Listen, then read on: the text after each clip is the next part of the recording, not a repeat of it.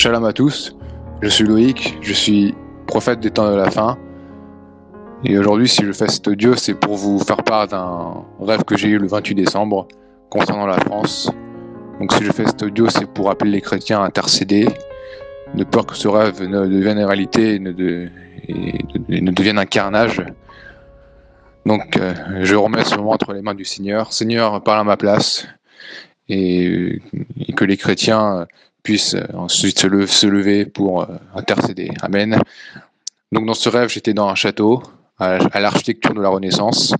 Donc c'était pas un château au sens premier dans lequel vous pouvez le voir. Hein. C'était vraiment un château typique de la Renaissance. Il y avait une exposition dans ce château. Il y avait du monde. Je me retrouve dans un escalier. Sur le côté, il y avait une règle graduée et un sac à dos. D'autres affaires. Donc je pense que ces affaires m'appartiennent. Enfin, qu'elles m'appartenaient dans ce rêve. Il y a des personnes qui cherchaient à m'attaquer dans cet escalier. Mais finalement, je sors du château. Et je me retrouve sur une route. Donc une route nationale. Donc en pleine campagne. Autour de moi, il y avait des champs. Mais la terre était retournée. Donc retournée pour être aérée. Donc je pense que vous voyez ce que c'est. Autour de moi, je vois des gens qui courent. Donc ils vont dans la même direction que moi. Au loin, je vois qu'il y a également de l'agitation. Il y avait un ou deux camions qui déplaçaient un énorme tube cylindrique, donc en métal ou en plastique, je ne sais pas. Et finalement, les gens qui étaient partis en direction de ces camions reviennent dans ma direction, toujours en courant. Et moi-même, en fait, je me mets à fuir dans leur direction. Donc, ensuite, autour de moi, c'est toujours une scène de chaos. Et il y a des coups de feu. Je vois des gens qui se font abattre. Alors, ça, ce détail, je ne suis pas sûr. Je sais qu'en tout cas, c'est une scène de guerre, clairement. Je vois notamment un homme donc en tenue militaire, avec un treillis, une arme à feu, un casque, mais c'était pas un soldat, c'était pas un militaire, c'était plus un terroriste, un meurtrier. Si mes souvenirs sont bons, il a abattu quelqu'un avec son arme. Mais cet homme lui-même, il me semble également qu'il se fait abattre par un militaire.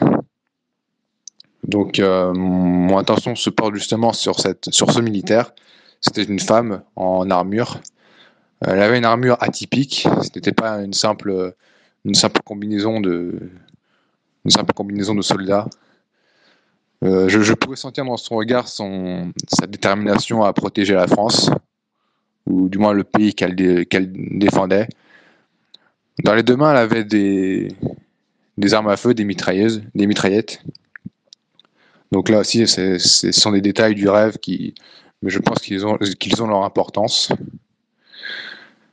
Donc, et je tiens également à préciser que derrière cette femme, il y avait une autre soldat, qui était également une femme. Il me semble également qu'elle avait une armure similaire. Finalement, je me retrouve chez moi. Donc je me retrouve chez moi. Je vais dans le salon. Et la télé est allumée. Mes parents sont dans le salon. La télé est allumée sur la chaîne TF1. Et je regarde un peu la télé et je vois que c'est le journal, donc c'est leur journal. Mais c'était pas un journal, il me semble que ce n'était pas le journal habituel. Vous savez, le journal qu'ils mettent à 13h et à 20h, c'était vraiment le jeu. Je ne sais pas si vous l'avez déjà vu. C'est un journal en fait, ils bousculent leur programme quand il se passe quelque chose de grave ou un événement important en France ou ailleurs même. Et donc, je regarde un peu l'écran et je vois une scène. Je vois des militaires, mais des policiers, pardon. Mais ce n'était pas des policiers, police municipale ou police nationale. C'était des policiers type CRS ou GIPN. Donc là aussi, je suppose que vous voyez ce que c'est. Je vois un de ces policiers se faire abattre alors qu'il était en rang avec d'autres de ses camarades. Donc là aussi, c'est clairement une scène d'attentat. Je dis à mes parents que, alors moi-même dans le rêve, à ce moment-là, j'étais assez angoissé parce que je devais récupérer mes affaires. Enfin, je voulais récupérer mes affaires à tout prix, qui étaient au château, parce que je me disais que la situation était suffisamment grave dans le pays pour que je me permette de ne pas avoir ces affaires avec moi. C'était autant pour me rassurer que pour me sentir en sécurité à ce moment-là. Donc j'en parle à mes parents. Ma mère refuse. Je n'y vais pas, mais je vais sur mon balcon. Donc mon balcon, en bas de chez moi, c'est un parc. Je vois dans ce parc, alors dehors il fait nuit, je tiens également à préciser ça, il fait nuit, il y a une mère de famille et son enfant qui sont en train de jouer. Alors jouer je ne sais pas, mais en tout cas il y a une mère de famille et son enfant. À côté également, au rez-de-chaussée de l'immeuble, dans une petite cour, il y a une autre mère de famille et son enfant. Ils ont l'air heureux, mais dans mon esprit, je comprends que le pays est traumatisé, choqué, consterné par ces attaques. Alors, un détail également, je ne suis pas sûr de celui-là, mais il me semble que ces attentats avaient fait beaucoup de morts. Donc là aussi, je ne suis pas sûr, mais bon, qu'importe. Alors là, c'est une autre partie du rêve qui ne concerne pas la France, enfin, si, qui concerne la France, mais qui concerne également le reste du monde, et qui concerne également les temps de la fin. Donc je voyais la Lune, elle était dans le... Alors depuis où j'étais, elle était vers le sud, enfin je la voyais vers le sud, et elle se mettait à se décomposer comme des bulles de champagne. Et donc je voyais la Lune se décomposer, donc elle se décomposait comme des bulles de champagne. Donc c'est un peu difficile à décrire, mais c'était vraiment quelque chose d'anormal. Elle était en train de se décomposer. Enfin, oui, voilà, c'était anormal.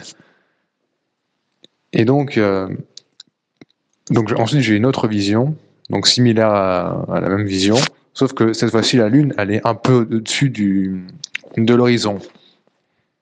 Et en fait, à ce moment-là, il y a un camion orange qui arrive, qui se place juste au-dessous de la Lune, de sorte que quand elle continuera à baisser, celle-ci ne sera plus visible.